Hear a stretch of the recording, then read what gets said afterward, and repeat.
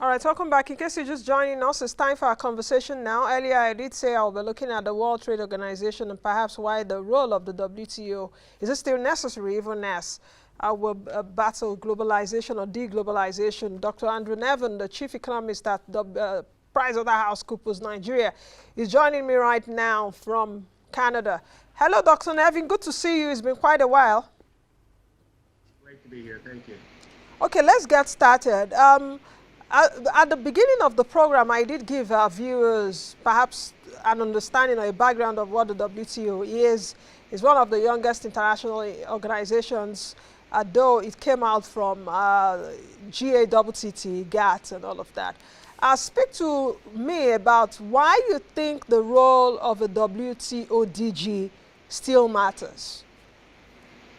Well, I think it's a very good question. I mean, when you look at the way trade has evolved, you've had all regional groups, you've got big blocks like the EU, the USA on its own, ASEAN.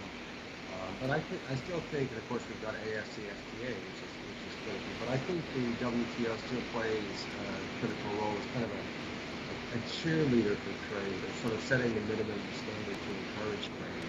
And I think the DG role still matters on that. So while it may not be powerful force as after Uruguay round in '95 when it came to the gap. I still think it's an important and critical thing. I also think in the particular context now, we're thinking a lot about how is trade going to change.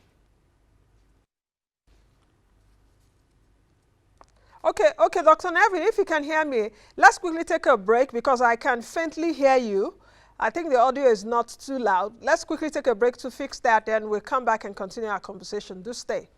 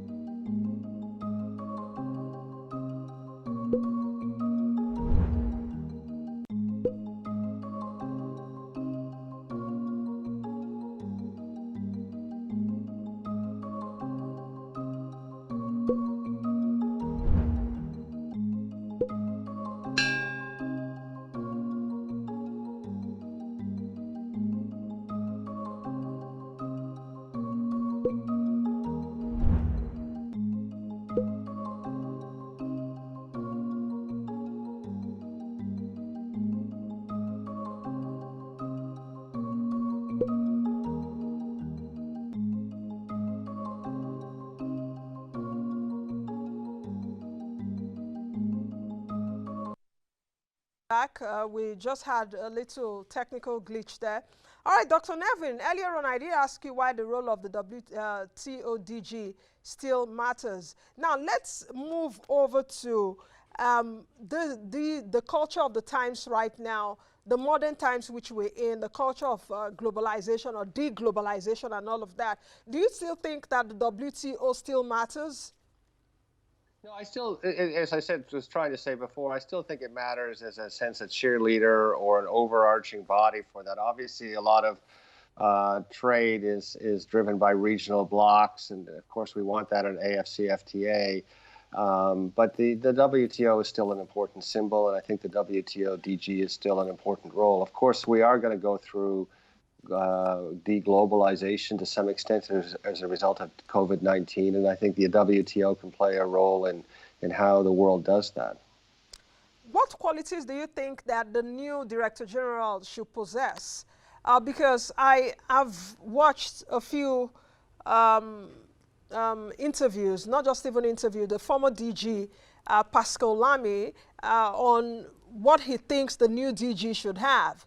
But what qualities do you think that the new DG should possess? Well, to begin with, I think the DG of WTO needs to be a tremendous diplomat, because the position doesn't actually have a lot of structural power. I mean, they kind of sit under a group of ministers. And of course, it's difficult to get these trade agreements and to move things forward. But I think the second thing that's critical here is I think it should come from the South, from the developing nation more. I mean, we've had obviously lots of different DGs over in GATT DGs.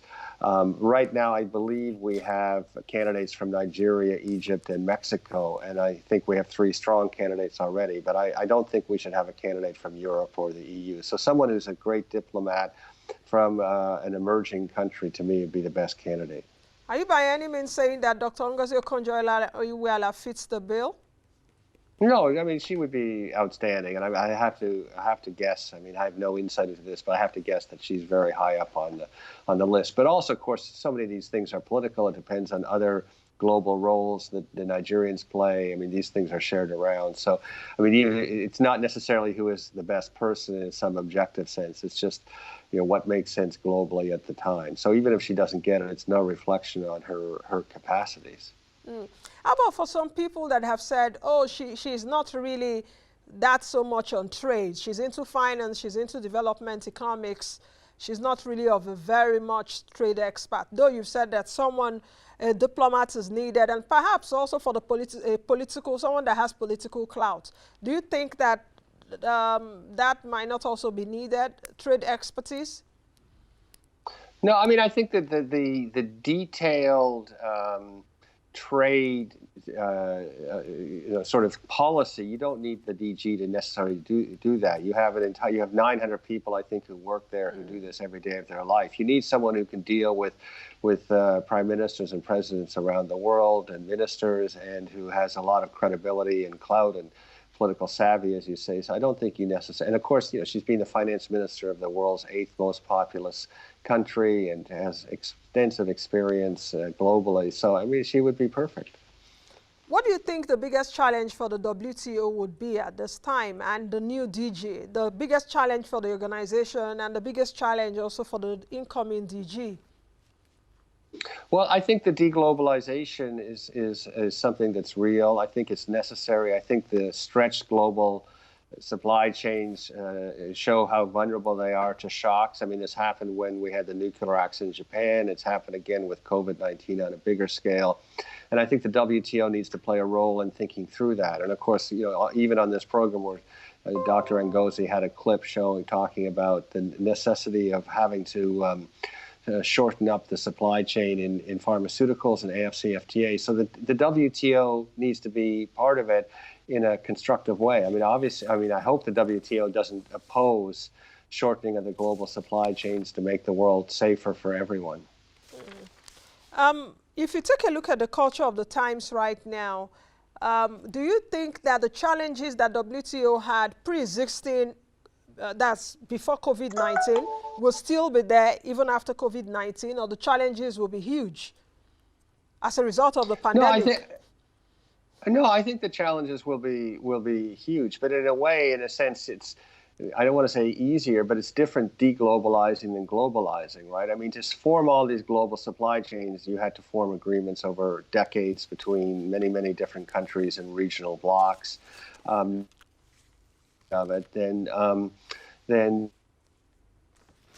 I mean, corporations can take a decision. They don't necessarily have to take advantage of a trade route. They can go more regional. I think the challenge for us, not the WTO's challenge, but for Africa, is to make AFCFTA work and for Africans to trade with. But I think business will really drive, the private sector will drive a lot of the deglobalization with guidance from the governments in critical sectors like pharmaceuticals. I mean, as Dr. Ngozi said, you don't want to be in a situation where you have a riskier pharmaceutical supply chain because it stretches to India or stretches to China during a pandemic. How do you think that the incoming DG will be able to handle the 2 biggest economies in the world, US and China, trying to still keep US in the fold and trying to bring China closer to the fold? Well, I think this is going to be probably the biggest challenge. I mean, is the world breaking into two blocks? Obviously, under the Trump administration, we're in a very cold period here. I think the Chinese may simply say, well, if we decouple from the United States, we still have 4 billion people in Asia, going on to 2 billion people in Africa, and they may decide that. I think the other issue that's very interesting, though, is are we going to de-dollarize? Are we going to reduce the use of the U.S. dollar in trade, which we should do, certainly in Africa. We've advocated for a long time. But I think that would have major changes to the global trading system. And again, I think it's a reason to choose someone from a developing nation for the WTO to kind of move through all of these things. But the United States, certainly under the Trump administration, has said it doesn't really want to be part of the global system. And I think the global system will then just move on to some extent without them. How do you think that the incoming DG should be able to garner a kind of solid support from the United States? You know, can he still do that even with the adamant Trump that we're seeing? I think it's difficult. I mean, people I've talked to, diplomats who are dealing with the United States, I mean, I don't think it's a big surprise that can be frustrating at times. There's many people that are in the U.S. administration still committed to the global system, but obviously the signals from the top have been very clear. So it's been frustrating for allies in the United States. Of course, I'm Canadian. I think it's been frustrating for Canada, and of course, it's our neighbor. We share the longest land border in the world with the United States, so we obviously need to be and have always been on excellent terms. So it's a little unclear. Of course, you may have a change in administration and a decision to de-emphasize global institutions or regional ones like NATO and the EU bloc for the United States may decline on that. We'll see what happens in November. But another 4 years of a Trump administration with the United States separating from the world, I think would be a major event in the way geopolitics lines up. There's been a long-running criticism for the WTO in that decisions are often taken by the most powerful economies. How do you see that? Would it change perhaps with an incoming Director General? Perhaps if a Director General comes in from Africa, do you see it changing?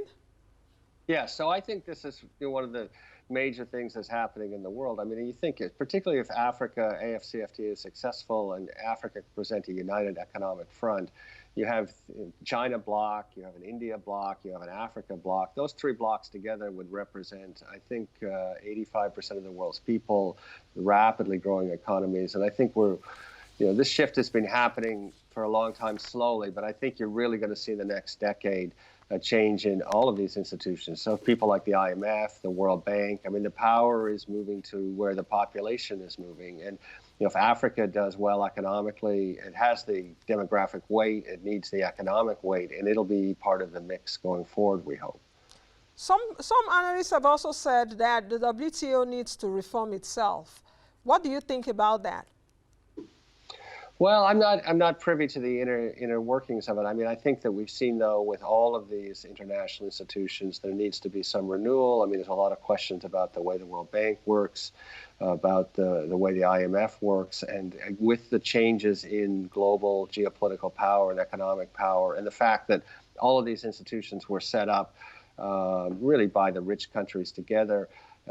GATT, of course, being the precursor to the WTO. I mean, I think all of these institutions need to rethink what they're going to look like over the next 20, 30 years. So certainly if we get a director general from outside the developed world, I think that will that's inevitable that there'll be some rethinking of the way WTO works internally. How do you think that the WTO is faring in the midst of this pandemic and handling global trade? We've seen the geopolitical tensions between U.S. and China. U.S. NAFTA is also on one part. USMCA. We also have the African Continental Free Trade Area coming into being. Brexit is on one hand too. So how is the WTO going to handle all of this? Well, they're not. As I said, of course, the WTO, in a sense, is the minimum standard for trade between countries that are members. And then when you have these regional trading blocs, they make the trade in goods and people and investment even more liberal. So they're not necessarily responsible for everything. But I think that they have a full agenda here. on that. But I mean, I think that the COVID-19 just highlighted how sensitive all of this is to disruption on that. And as I said, I don't think it's a bad thing if we do some deglobalization. I mean, many of these supply chains for products we use cross many countries, which they've done for economic reasons in a zero-tariff world, but they haven't always taken account of the risks of having such a long supply chain. So maybe the WTO should be playing more of a role to help deglobalize and help to do some of the analysis and the lobbying to say, how do we restructure our supply chains to be more sustainable? And I think the other issue for the WTO is, are they going to enter the sustainability debate? So, I mean, it's obviously climate change is one issue, sustainable development goals. They haven't played a major role on that. They've pushed this agenda of more and more trade, which has been highly successful over 50 years. But maybe it's time for them to rethink what sort of trade do we really want that's the right trade for a sustainable future. Mm. What kind of scenario could we have play out, especially in the months to come? The current Director General, Robert Azevedo, announced earlier that he's going to step down, I think August 31 of this year. With the 3 nominees that we have, quite powerful nominees too, can you just paint a scenario for me? Apart from Dr. Jesus that we have, Dr. Jesus Curie, I think from Mexico, Dr. Ngozi Okonjo-Iweala, and Dr. Abdul from Egypt. Can you just paint a scenario for me if you can? Well, I do believe there's a sense in the world that that Africa should have a turn at many of these things. So I would be surprised if they didn't choose an African at this stage. It would be, and of course Mexico is a fairly developed country, OECD country, so it may not even fulfill the criteria that I set out a little earlier. So I hope they choose an African. But we sometimes forget that Egypt is part of Africa. So I think that the debate if these are the only two I hope the only two African candidates. There may be others throwing their ring, but I think that the 3 excellent candidates, they have some choice. I mean, I have to believe that Dr. Ngozi, to be honest, is the front runner at this point, would be my prediction. Mm. If you take a look at what some other African countries are doing, like the Republic of Benin, dropped their own nomination and supported Okonjo-Iweala. Some are also doing that. Do you see that as something that would definitely perhaps put her in that position? Yeah, I mean, I think if she has the support of, sorry, I'm just having trouble with my my camera. Yes. If she has support of all the African countries, it's going to go a long way. But I think that, to be honest, I think that one country that would be critical to get support from is India. I think India has more and more influence in the Indian bloc.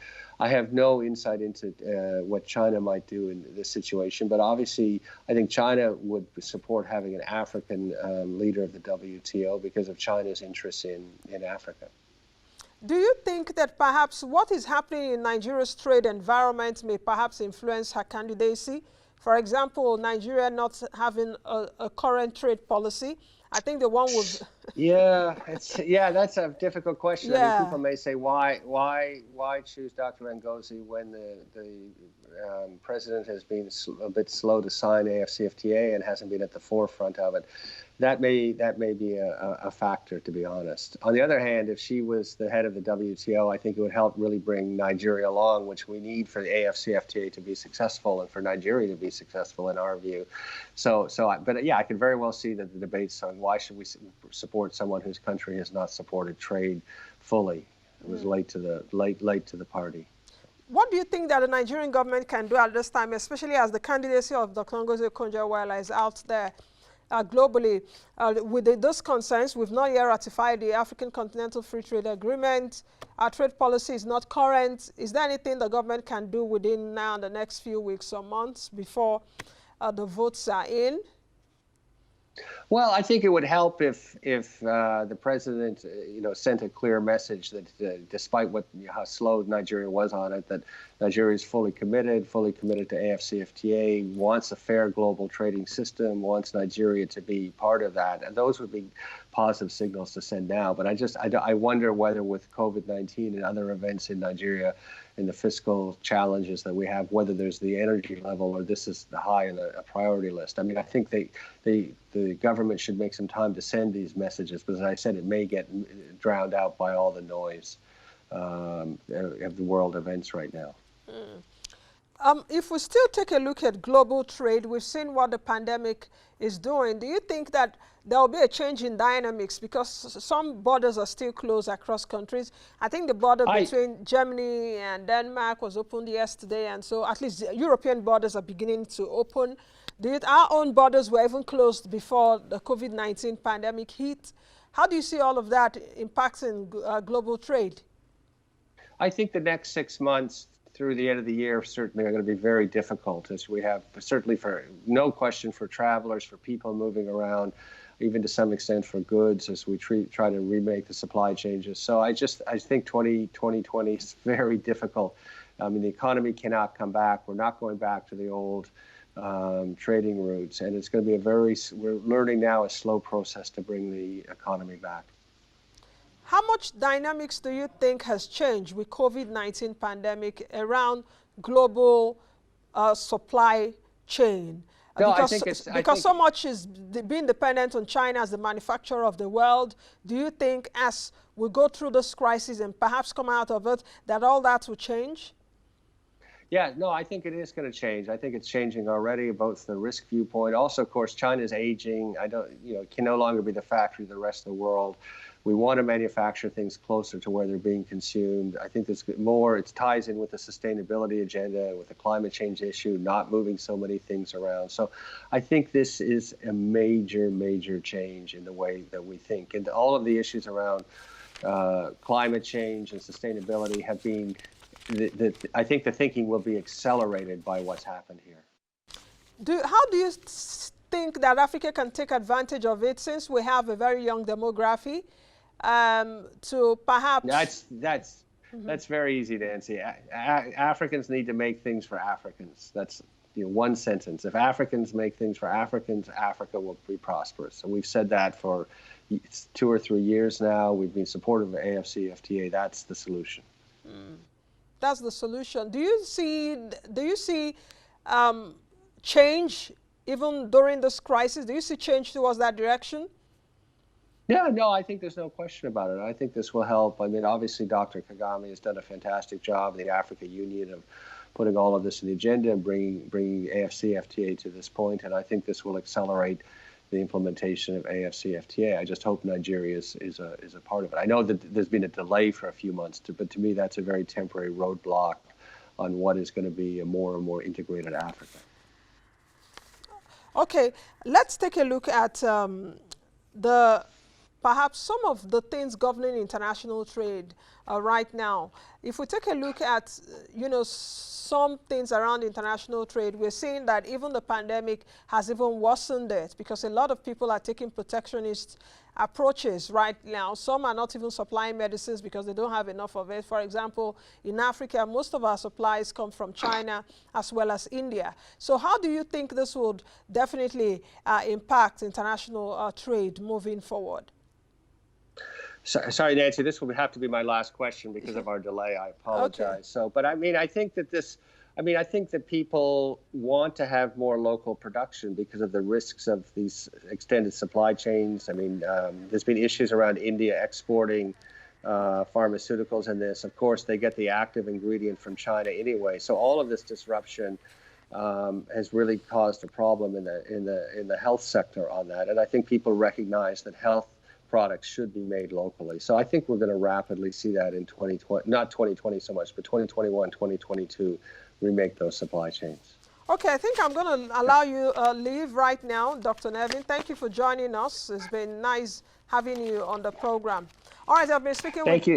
Thank you so much. All right, I've been speaking with Dr. Andrew Nevine, the chief economist and partner at PricewaterhouseCoopers Nigeria. We've been talking about the WTO, the World Trade Organization, and we've been looking at the nominees. Let's just quickly take it like again in 2 minutes in case you didn't join us at the beginning. Our own Dr. Ngozi Okonjo-Iweala has been nominated by President Buhari for the post of the DG of the WTO, that's the World Trade Organization. She served twice as Nigeria's finance minister. She's the chair board of Gavi. She's also the first female and African candidate to contest for the presidency of the World Bank Group. She did that in 2012. I also think, like I said earlier, other other continents have had a shot for the DG post, but not yet an African.